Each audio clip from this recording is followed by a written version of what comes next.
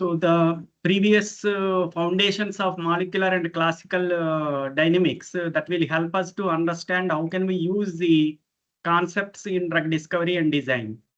So today we are going to have those application parts. Molecular and quantum mechanics in the drug design. So using these molecular quantum mechanics to improve the drug discovery workflows. So the workflow means it is a series of activities which are orchestrated by the artificial intelligence and the human interventions by the multifunctional teams. They will be collectively together to come out of a ideal output, which we are expecting from the start point of our discovery. So this is our topic today. So we know that the quantum mechanics offers new tools to model the molecule for accurately. So this is a main important term with the quantum mechanics. Whatever we are having a prediction with the quantum mechanics, that will be accurate. So there is no failure, and failure rates will be very less. So that it will be helping to predict the interactions and reactions that classical methods miss. The regular molecular mechanics, what we were using previously, when the quantum mechanics is not in the boom. So they are having so many mismatches and missings in that. This is the overview of a key concepts and the simulation methods, so how they apply to the drug design. We are going to see today as a learning objectives. So this is actually belonging to Bloom taxonomy level 3. So 2. So what we are having memorizing concepts which we have already completed in the previous week. Now we are going to understand it, apply it. So next classes we will see how to analyze them and evaluate to create a new molecule. Then it will complete our complete course. So we are having in the Bloom taxonomy level 2 and level 3 we most preferably apply here.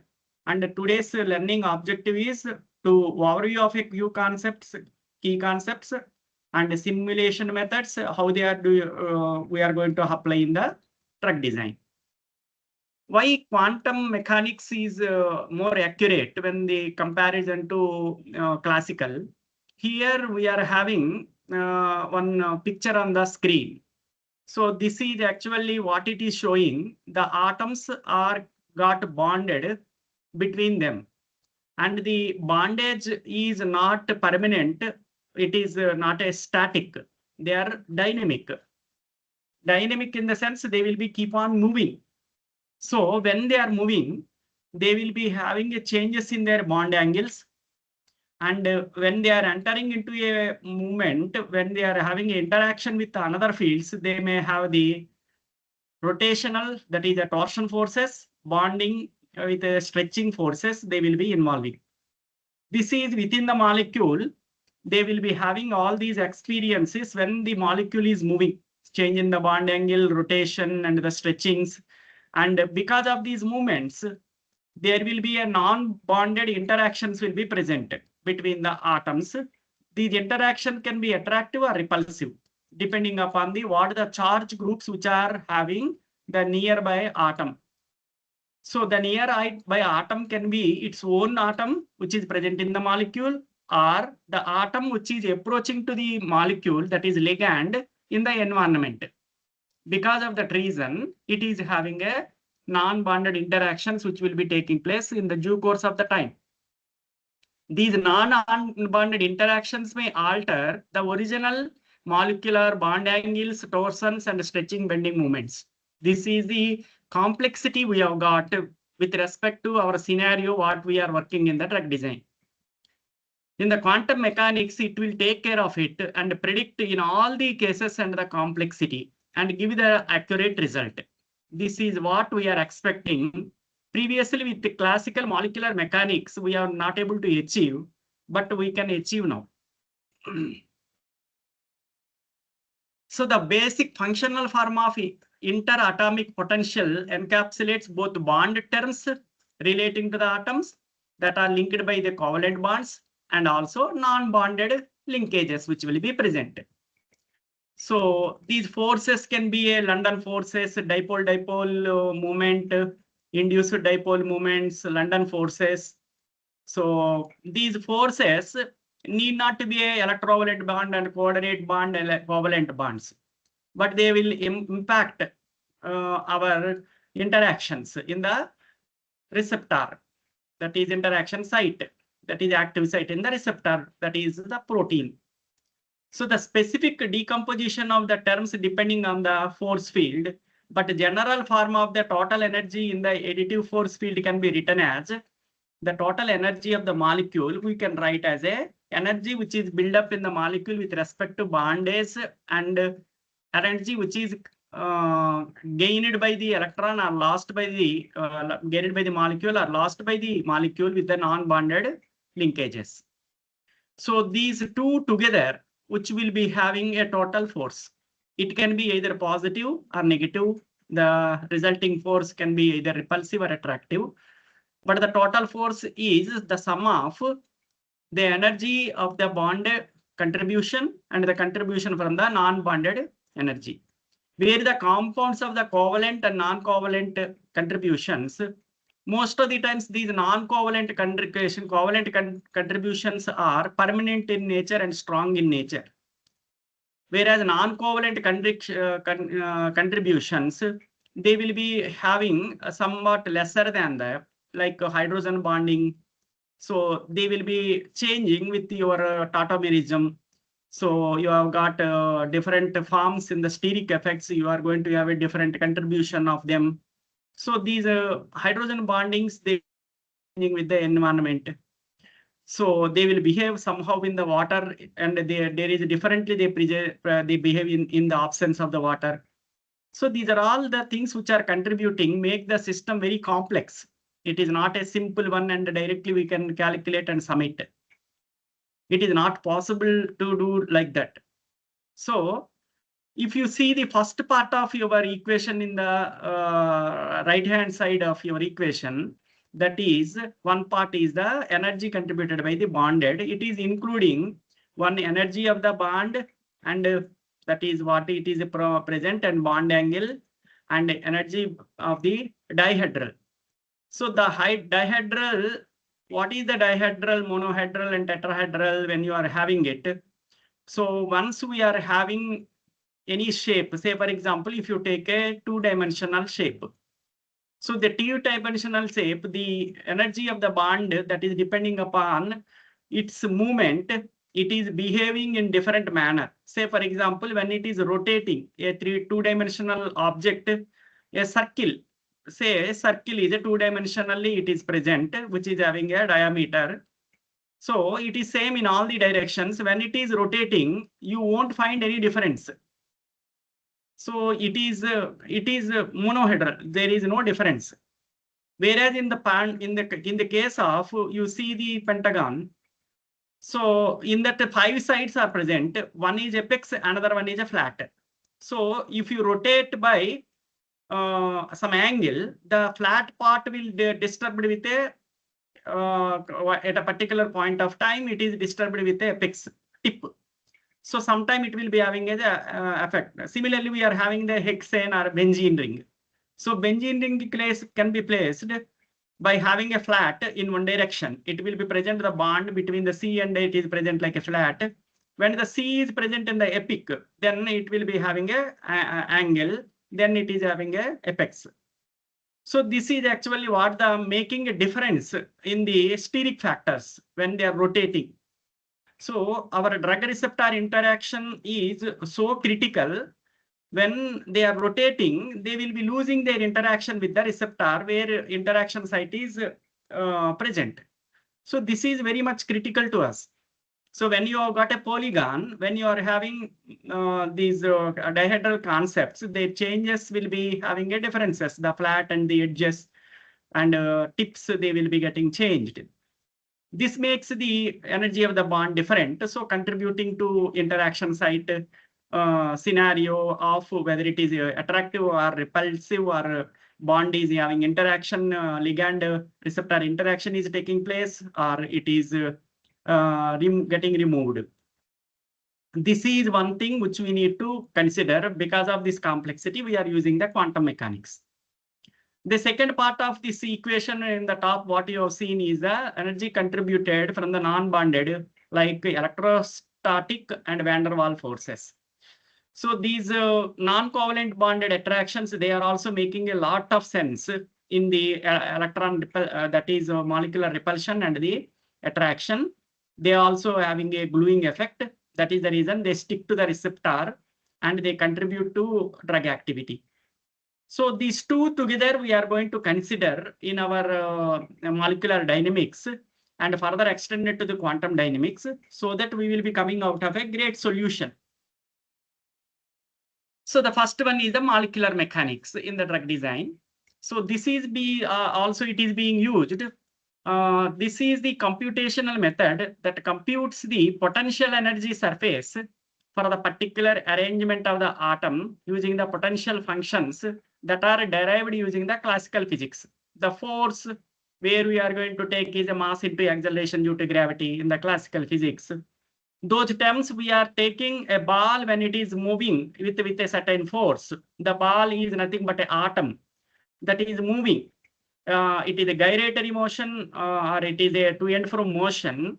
So that is depending on its mass and acceleration due to gravity. So this is behaving like a particle. Because of that reason, in the classical physics also, we can see the atom as a ball. When it is moving with certain force, we can calculate its momentum. That is the force it is moving by taking its mass into acceleration due to gravity. That is the product of mass into acceleration due to gravity, F is equal to ma. In the classical physics, it is working. Because here we are two balls are present here, they are getting attracted, they will be attached with a string. That string is nothing but your bond. So the string, whenever it is present, it will tend to rotate in the gyratory motion. It will stretch and it will have certain angle when it is flipping, when you are flickering. So this will have an angle, that angles will also be changed. So this is what the spring model of the atom, which is making and fitting into the molecular mechanics. Whereas in the quantum mechanics, the word quantum comes from the Latin word that is quantus. It is how much you have to have a quantization to the extent how much it is present, even the discrete one which can be quantified. So the quantum mechanics defines the behavior of the nuclei and electrons, and it also explains the molecular interaction in terms of the distribution and the motion. Previously, we are having a particle as an entity, that is one ball like entity. Here it is in the terms of distribution. It is not one place. It is distributed. And that distributed force is moving. Say, in our classical one, the atom is behaving like a particle. But when you are going to the quantum, the electrons, they are not behaving like a particles. They are behaving as a waves that are distributed around the nuclei. So in the quantum mechanics, in the s orbital, they are distributed around equally around the nucleus. Where you are going to the p orbital, they are distributed in the dumbbell shapes.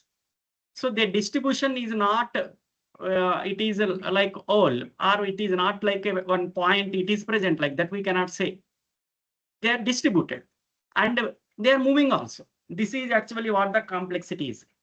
It is necessary to describe the quantized energy level to understand the bonding the electronic orbitals of the atom and molecule, because it is not the ultimate nucleus that is behaving as a ball in the classical mechanics, but it is the electrons. They are rotating around the nucleus that are deciding. Just like I'm wearing a shirt, when I'm moving, my shirt is also moving. So that makes a difference to me by the external conditions of your temperature, dirt and water, whatever it is getting sprinkled, that will affect on me based on what my shirt behavior is. Similarly, in the quantum mechanics, what we see, the electronic orbitals, they are cutting the nucleus. So they will be acting as a barrier effect. They will be having a different types of behavior that will be affecting the movement of the atom. So this is the reason we are going to see this energy in the form of a distribution and its motion is compared in the quantum mechanics. This is the reason when we are having a particle, you can identify it is present here, and it is very easy. And that is the reason it is simple in the classical mechanics, that is molecular mechanics. Molecule behave like a particle. But in the quantum level, the electrons are moving, they are with the distributed. They are not in the particular place. That's what previously we have seen. So Schrodinger's slit experiment, whatever the one, when you are observing the electron, they behave like a particle.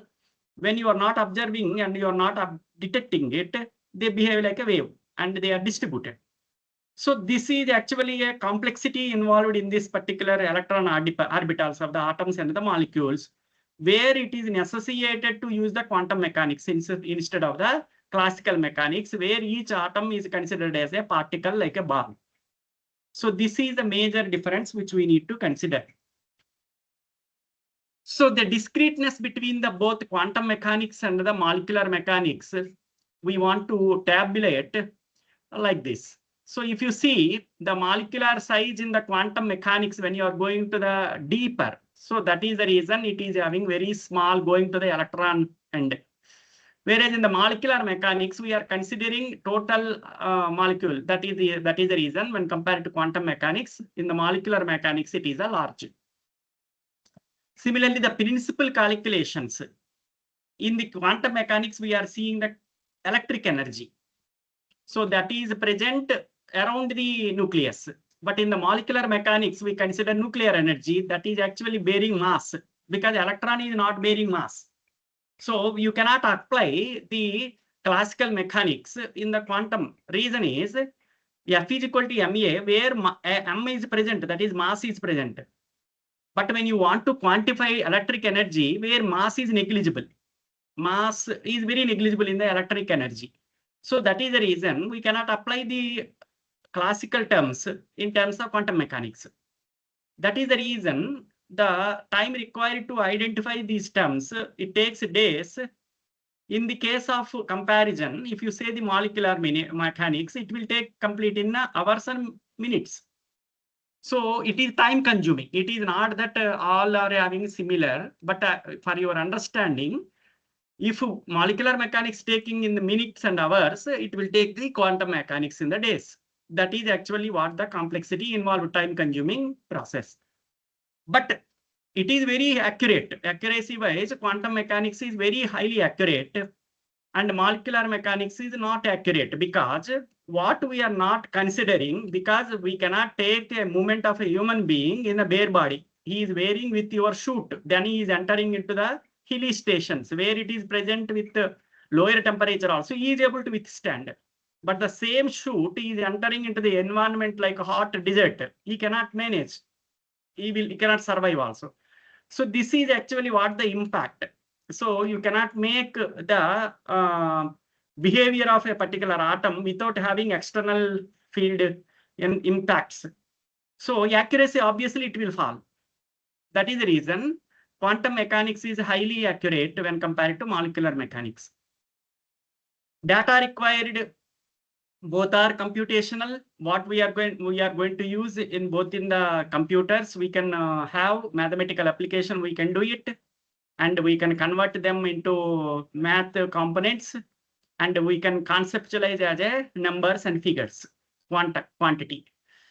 Cost factors, when you are taking it, quantum mechanics is costly because it is requiring a highest sophistication and time consuming, and whereas molecular mechanics is the low cost in the comparison. It does not mean that they are cheap, low cost than the quantum mechanics. Now, first we see when you are seeing the differences, first we see the quantum basics, then we go to further topics. In the quantum, the basic is it is in the form of wave, we have already seen. And the waves are present, the electronic waves are present, waveforms are present around the orbitals. So it is not, they will be, it is not pertaining to one place. It is an orbital. This will be also keep on moving. So the wave is also not permanent there. It will be rotating around it. It means what we are perceiving till now, around sun, the Earth and the planets are moving. So we cannot consider the sun is also fixed. The sun is also moving. When the sun is moving, the planets along with also getting moved. And when Earth is moving, the satellites like moon is also getting moved. So this is just like a wave. It is not a fixed circle. Just in the circular motion, the orbitals are present. It is not like that. Because they are also having the electrons are also having the spin. So the spin is also having a different. So when the moment and another one is orbit, another one is a spin. So that is the reason we have to find out with the concept like a particle or a ball, we cannot pinpoint it. So in the wave function describe the electrons, orbitals are the regions where the electrons are likely reside. And where the orbitals are present in the dumbbell shaped one, between the dumbbell, the chances of finding the electron in that p orbital is very less. That is the reason we have given the shape. In that shape, they are rotating, and the probability of finding there is more. So this is actually what the wave function, based on this only, our quantum mechanics is built. So accurate electron distribution helps to predict the binding and reactivity. Previously, we are missing with the nuclear reactivity, nucleus as a basis, and the T activity. It will not help because it is influenced by the electrons around them. So the accurate electron distribution we should know so that we can predict it. If you don't consider it, our predictions are going to be wrong and they are not to be accurate. So what is the one which we need to do now? Better the electron models, better the predictions. Don't go down to the nuclear and we cannot apply the classical when you want to go for a drug design. This is not like designing a self-driven car. We are designing a molecule that is driven in the body, and it makes to go to the target where it is having a receptor in the protein. That is actually what we are making it. When we are building a car outside our body, the classical physics and classical mechanics will work. Whereas when you are taking the same thing, a carrier like a car taking a drug, which is going to the particular site. So where we are going to make the attempt of electron model, that is going to give a better predictions. This is actually what we need to consider as a fundamental. Just I will take attendance for a while and we will take class again. 16 are there.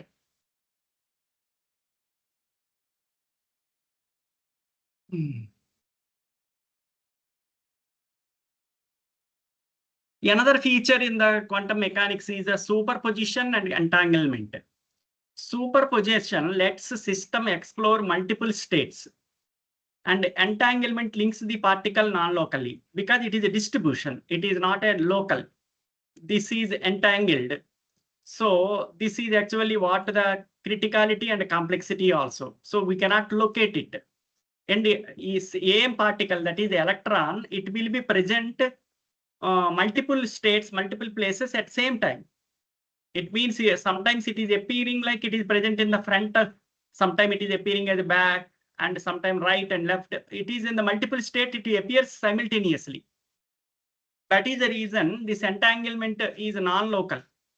So that is the reason we are calling it as a distribution, not localization. So these phenomena underpin the quantum algorithms that can sample complex and molecular spaces more efficiently. That is the reason we are using this and the quantum molecular dynamics level. So this is actually what the advantage of using this. Whereas when you go to the classical models, they are visible to our own eye and we can conceptualize with easily because they are not distributed. They are simply approximations and it is not reality. And we are getting some idea, but it is not accurate. So in the classical models are approximations and the quantum methods capture the electronic behavior directly. It is accurate. So we can come like a conclusion, and what we can do is quantum approaches can resolve tricky cases like a charge transfer and strongly correlated the electrons. That is more reliable. That is the reason we are entering in our computer-aided drug design with the quantum mechanics. But we will see, is it worth to stick always like this? No, it is not like that. We have to use both. Sometimes we need to blend them.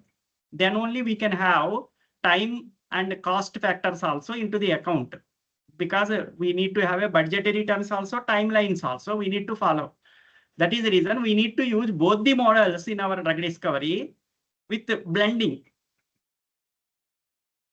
First, we see when you want to have a blending, so we need to understand to what extent we can go to the blending model. For that purpose, we need to understand some theories. Density function theory. So DFT, we can simply abbreviate. Then density function theory is based on not on the wave function, but it is rather than the probability. That is the electron probability density function. So whenever we are making that in a particular place, electron is present means it is more dense there. Density function is 0 means it is absent. That's what we are calling it is a electron density function. That is density function theory says. So commonly it is called as a simply electron density or charge density. Density functional theory has a conceptual roots in the Thomas Fermi model. They are used as a statistical model to approximate the distribution of electron in an atom. This fundamental concept is acting as an axis for our determination of our electron. They are distributed around the nucleus in the atom. So now how to simulate and these application concept to in our methods. So for that purpose, we are using the DFT, that is density functional theory. DFT balances the accuracy and the cost for the electronic structures so that we can decide. Great for the binding energies and the geometry optimizations in the medium-sized system. And when it is having very smaller sized system, it is not worth to go with the classical also. There is no option. So for the medium-sized systems, these widely used in the computational chemistry, where we are going to use our quantum mechanics with density functional theory. One more concept is called as a quantum Monte Carlo. This is actually a stochastic method. Don't get confused. Stochastic method is a random method. Random means you pick up any one place randomly around the nucleus in the atom. You say that it is the electron is present here. But in the random method, electron may be present or absent in that particular period of the time. This is actually what the problem in the random method. But in the case of the stochastic method, where the Monte Carlo quantum mechanics, it will be saying that we are not saying that with the randomness. We are saying with the wave function, the wave distribution when it is present around this particular molecule, where we are giving a density function. The density function theory says that the presence of the electron at this particular place is with guarantee. We don't say that it is present or absent in the random. It is present, it is absent. Completely, we are taking U-turn. So when you say it is present, it will be absent. When you are saying it is absent, it is present in a particular place in the random, because it is randomly distributed. You are picking up in an area. But in the stochastic method, we say with a guarantee and accuracy that in this place, electron density is 0. In this place, electron density is very high. So we are approaching to the high accuracy. That is the reason we are going to use. But it is highly challenging also. So because we are having a bigger molecules where they are contributing all electron system altogether, making the challenging, getting accuracy is a further challenge to our scientists. And we are making a systems like a softwares to have that and to have the predictions. More computationally intensive, but vulnerable to benchmarking and tough cases also we can handle. That is the reason, instead of sticking on to only one Monte Carlo simulations, where we are considering not like a random and stochastic methods we are using it, it is making the costly. what we use is a hybrid models. So in the hybrid models, we use both quantum mechanics also, molecular mechanics models also as a blend. So hybrid quantum mechanics and molecular mechanic blends, quantum accuracy where the chemistry happens with the molecular mechanics for the rest, and also useful for the enzyme active site and large biomolecules and the balancing accuracy and the speed. And we can balance with respect to the time also, cost also, by blending the quantum mechanics and molecular mechanics. When you are going deeper, there we are going to use a quantum. When you are going to the large and the bigger molecule, we can reach to the classical models. And when you are going to the deeper sites where you can use the quantum. So this is actually what is making as a blend to make our process easy, reducing the complexity and confusion, and challenge will also be handled easily. So one more concept what we can use is the semi-empirical methods. Empirical method means we conduct in a practical in the laboratory by having a test tube and in the lab, and we will come out of a result.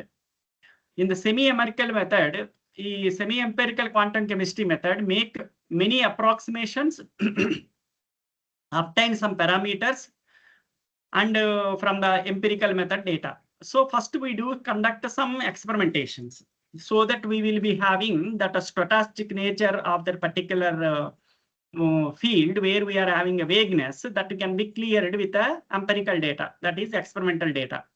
We take the data and we do the approximations with the Monte Carlo simulations, and we can get the accuracy of presence of some our target.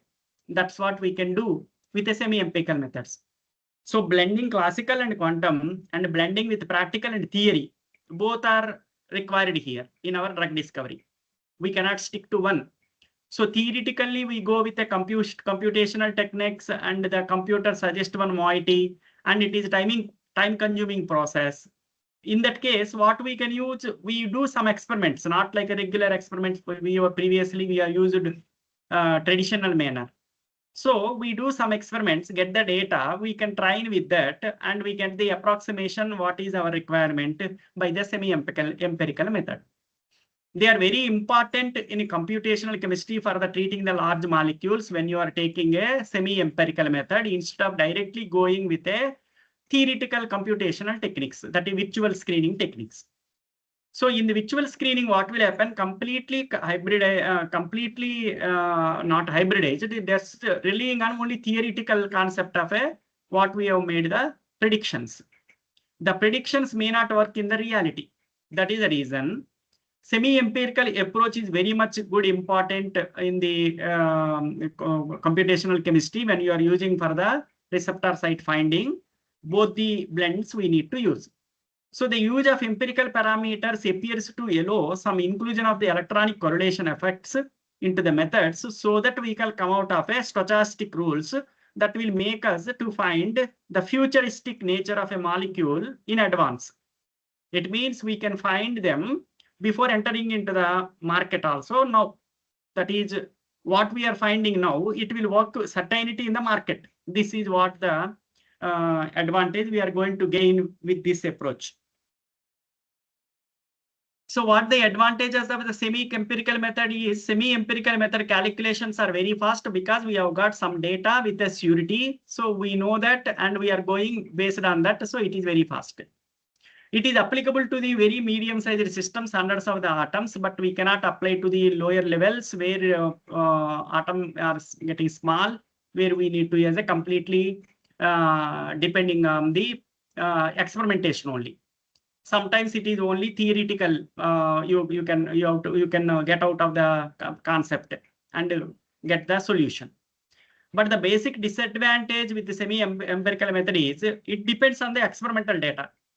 Whenever you are depending on the experimental data, it is very tough for us to proceed. Reason is sometimes we may not have resources with us.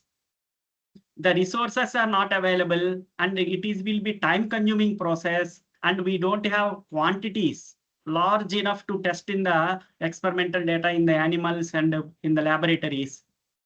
So this is actually what the data is in the where we have got a small systems where we are going to use this. And low accuracy, obviously, it is present when you are relying on only semi-empirical. So because some part we are going with predictions also. So completely you are going with empirical, it is a guarantee. So there is no accuracy problem also. That is the reason we have to use semi-empirical also with caution. This is also a bit considered whether to stick to it or not.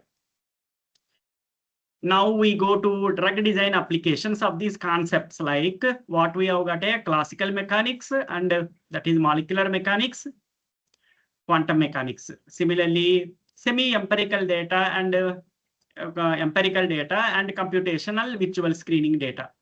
So we have got different approaches how to apply them in the drug design and discovery and modification, improvement, and come out of a drug likely molecule into the market very fast. At this stage, we also take the attendance. Only 17 were there.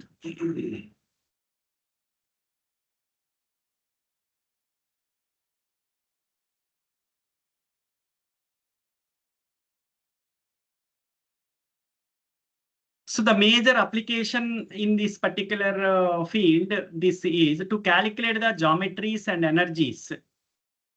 So the internal pockets and the interaction site energies. That's what we can get it with these applications in the design by these concepts. Computing the enthalpies of the bond formation and breaking. So if it is requiring more energies, it means that the bond is very strong. So interaction is very high, and it may cause the sometime beneficial effect also, too much toxic effect also, because we don't want a permanent sitting of a moiety there permanently damaging the receptor. We don't want that. It will cause the toxicity to our body. Similarly, when it is breaking very fast with low enthalpy of bond formation and breaking, so with the low energy is required, it will just go there and come out, and it will not act as a drug also. So drug likeliness will decrease when you are having a breaking enthalpy is very less. Similarly, bond formation, the enthalpy is very less. Then what will happen? It will not act.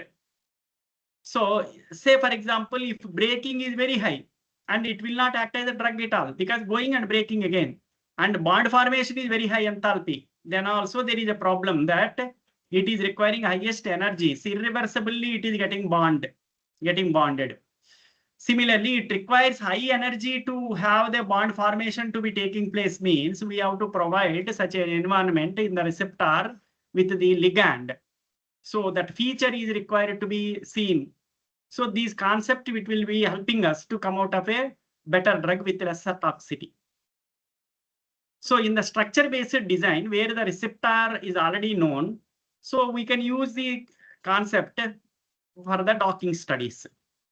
Similarly, once you are having a docking and we are able to see that the ligand is fitting better and we are coming out of a drug likeliness score very high, then we want to synthesize in the laboratory. Before going to the synthesize in the laboratory also, with these simulations techniques, we can monitor the reaction path. So multiple paths we can have a reactions to get that particular and output. Similarly, we can calculate the frequencies with respect to binding energy predictions. So in the binding energy predictions, this is very much important for us to conclude our ligand is having a better affinity at the receptor. So that is the reason these predictions are very important. So the quantum methods, when we are using, refine the binding energy estimates by the modeling and electronic interactions. This improves the ranking of their lead compound and help to rationalize the potency differences, so that we can find out of 1,000 molecules and the leads, which is the best one based on the binding energy prediction. So this binding energy prediction, it will give us the drug likeliness scores. Because of that reason, we will be having, this will be going to help with the quantum mechanics methods when compared to your classical.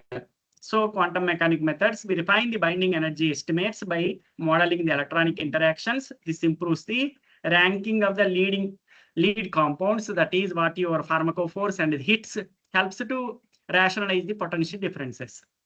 This is what the major impact, which is going to help us in nearby future, how to make a drug likeliness, any molecule, what we are thinking, and we are finalizing.